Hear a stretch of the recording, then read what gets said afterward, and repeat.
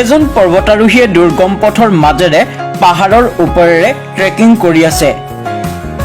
সকলোৱে পাহাৰৰ ওপৰত থিয় হৈ সূৰ্য উদয় হোৱা পৰিৱেশৰ আমেজ লোৱাত মগন।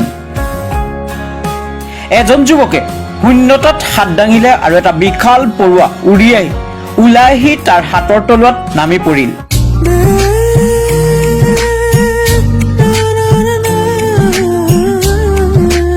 এয়া কোনো সপোন নহয়, বাস্তৱত যুৱকজনৰ লগত এনেকুৱাই হৈছিল।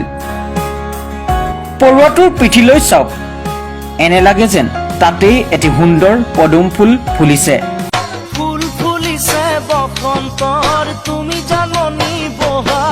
বৰফেৰে আবৃত পাহাৰৰ অগম্য বাট পাৰ হৈ যোৱাৰ সময়ত তেওঁ এটা স্বৰ্গীয় দৃশ্যৰ সাক্ষী হৈছিল। সূৰ্য উদয়ৰ সময়ৰ যেতিয়া সূৰ্যৰ পোহৰ পাহাৰত সোণৰ দৰে বিয়পি পৰিল, তেতিয়া যুৱকজনৰ হাতৰ তলুৱাত এটা প্ৰকাণ্ড পৰুৱা উৰি আহিল।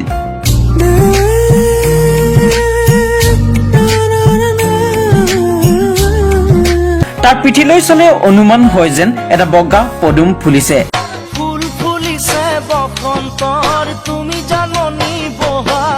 তেনে এটা ভিডিঅ' ছচিয়েল মিডিয়াত বিয়পি পৰিছে এতিয়া। অলেগ পেজ নামৰ একাউণ্টটোৰ পৰা এটা ভিডিঅ' পোষ্ট কৰা হৈছিল। সেই ভিডিঅ'টোত দেখা গ'ল যে চাৰিওফালে পাহাৰবোৰ বৰফেৰে আবৃত হৈ আছে। দুই এজন পৰ্বতাৰোহীয়ে দুৰ্গম পথৰ মাজেৰে পাহাৰৰ ওপৰেৰে ট্ৰেকিং কৰি আছে। সকলোৱে পাহাৰৰ ওপৰত থিয় হৈ সূৰ্য উদয় হোৱা চাই আছে। এজন যুৱকে শূন্যতাত হাত দাঙিলে আৰু এটা বিশাল পৰুৱা উৰি আহি তাৰ হাতৰ তলুৱাত নামিল।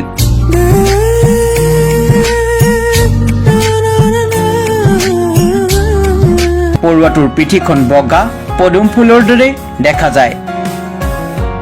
আচলতে এই বিৰল পৰুৱাটোৰ নাম লোটাছ মান্টিছ।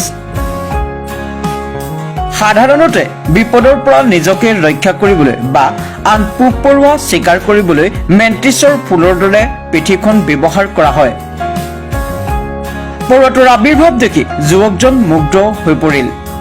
ভিডিঅ'টো দেখি একাংশ নেটিজেন আচৰিত হৈ পৰিছে। বিভিন্নজনে বিভিন্ন মতামত দাঙি ধৰিছে।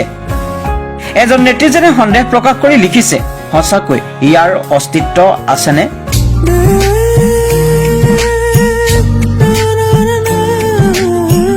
News desk report, Assam first.